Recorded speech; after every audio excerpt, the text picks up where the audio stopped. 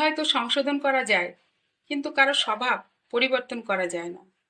তাই কারো স্বভাব পরিবর্তন করতে গিয়ে নিজের আত্মসম্মান বিসর্জন না দিয়ে বরং সেখান থেকে সরে আসাটাই হলো প্রকৃত ব্যক্তিত্বের পরিচয়। দুনিয়ায় মানসিক শান্তির থেকে বড় কিছু নেই। যেখানে এটা পাবেন সেখানেই চলে যাবেন।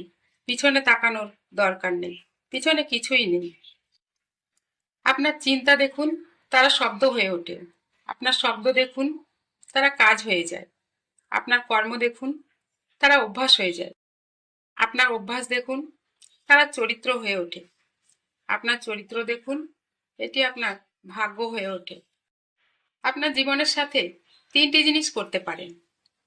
আপনি এটি নষ্ট করতে পারেন, আপনি এটি ব্যয় করতে পারেন, বা আপনি এটি বিনিয়োগ করতে পারেন। আপনার জীবনের সর্বোত্তম ব্যবহার হলো এটিকে এমন কিছুতে বিনিয়োগ করা যা পৃথিবীতে আপনার সময়ের চেয়ে দীর্ঘস্থায়ী হয়। মানুষের জীবনে দুটো সময় থাকে, একটা হচ্ছে মূল্যবান আর একটা হচ্ছে মূল্যহীন।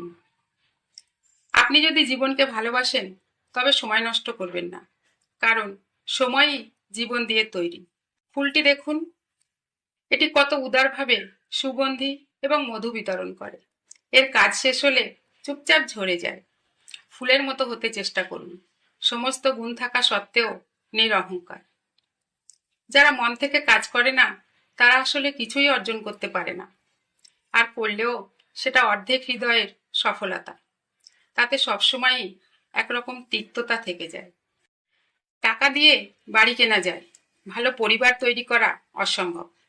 টাকা দিয়ে একটি বিছানা কেনা যায়, কিন্তু ঘুমকে নয়। টাকা দিয়ে ঘড়ি কেনা যায়, কিন্তু সময়কে নয়। টাকা দিয়ে বই কেনা যায়, কিন্তু জ্ঞানকে নয়। টাকা অনেক বন্ধু দেয়, কিন্তু ভালোবাসা নয়। কেবল একটি জিনিস, সেটি হচ্ছে অজুহাত। যে মুহূর্ত থেকে নিজেকে অজুহাত দেখানো বন্ধ করে কাজ শুরু করবেন, সেই মুহূর্ত থেকে আপনার স্বপ্ন আর স্বপ্ন থাকবে না, সেটি বাস্তবে রূপ নিতে শুরু করবে। জীবনে সবকিছু একবার হলেও চেষ্টা করে দেখা উচিত। সৃষ্টিকর্তা প্রতিটি মানুষকে কিছু না কিছু ক্ষেত্রে অনুপম দক্ষতা দিয়ে পাঠিয়েছেন। যতদিন না তুমি সেটি করে দেখছো, তুমি সেটি কখনো জানতেও পারবে না। কাউকে এতটা ভালোবাসো না যতটা ভালোবাসলে মানুষটা তোমাকে ছেড়ে চলে গেলে তুমি নিঃস্ব এবং অসহায় হয়ে যাবে। বরং ভালোবাসা হোক গিভ অ্যান্ড টেক পলিসি। তুমি যতটুকু দেবে ততটুকুই পাবে। এর বেশি ভালোবাসা দিলে তুমি পাবে অবহেলা আর অপমান।